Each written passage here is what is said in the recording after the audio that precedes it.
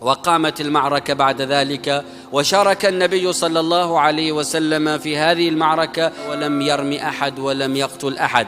ومن الحوادث التي حصلت له قبل 20 أنه كان يرعى الغنم، فعرفه شباب مكة بذلك، فكانوا يودعون أغنامهم عنده ويرعاها كلها صلى الله عليه وسلم، ويذهبون هم إلى الأعراس إذا أقيمت والمناسبات إذا أقيمت.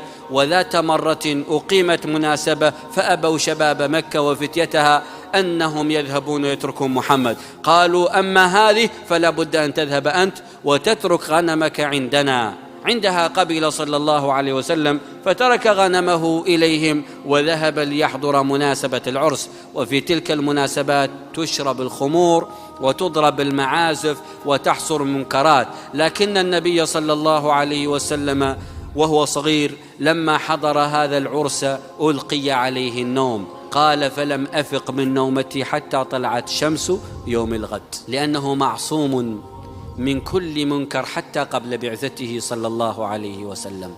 وينتشر الخبر عن أمانته صلى الله عليه وسلم وكرمه وحسن خلقه، فما من بيت من بيوتات مكة إلا ويتمنى أن محمدا يطرق الباب خاطبا.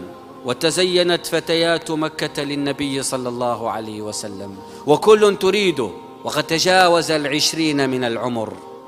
وإذا بخديجة سيدة نساء مكة، السيدة التي خطبها أشراف مكة كلهم أجمعون فأبت، حتى قيل لها من تريدين وما في مكة أشرف منا، فسكتت. بلغها خبر محمد صلى الله عليه وسلم فبعثت إليه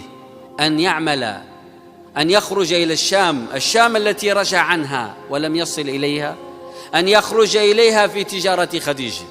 ومحمد يعلم ما قاله بصرى، وأن اليهود إذا أبصروه قتلوه، لكنها الشجاعة، لكنها القوة التي جبل عليها محمد صلى الله عليه وسلم. إذا قيل لشخص لو ذهبت إلى المكان الفلاني قتلت، والآن محمد صلى الله عليه وسلم في اختبار، هل يذهب إلى الشام وفيها اليهود وقد يقتل أو لا؟ لكنه صلى الله عليه وسلم كان لا يقضي أمرا حتى يستشير فيه عمه أبو طالب. استشار عمه قال اذهب، توكل على الله وذهب في تجارة خديجة مع رحلة الصيف التي تذهب إلى الشام. وفي تلك الرحلة وكلت خديجة رجلا اسمه ميسرة، قالت له راقب محمدا في حركاته وسكناته وأقواله وأفعاله، ولا تتركه أبدا إلا وأنت ترقبه حتى تأتيني بأخباره بعد نهاية الرحلة. خطة. عندها بدأ ميسرة يرقب كل شيء، يسجل كل حدث منذ خرج مع النبي صلى الله عليه وسلم والغمام يظله، منذ خرج مع النبي صلى الله عليه وسلم وكل الدنيا تحتفل به، حتى وصل إلى الشام وجاء الناس تركوا بضاعة قريش وأتوا إلى النبي صلى الله عليه وسلم واشتروا منه البضاعة بأضعاف سعرها، واشتراه هو البضاعة أيضا لخديجة بأقل أسعارها، ثم جاء إليها بكل أرباحها لم ينقص منه شيء، وقد بعثت رجالا قبله فما رأت مثله. وجاء ميسرة يقص عليها خبره فامتلأ قلبها حبا له، فبعثت صديقتها إليه تعرض نفسها عليه.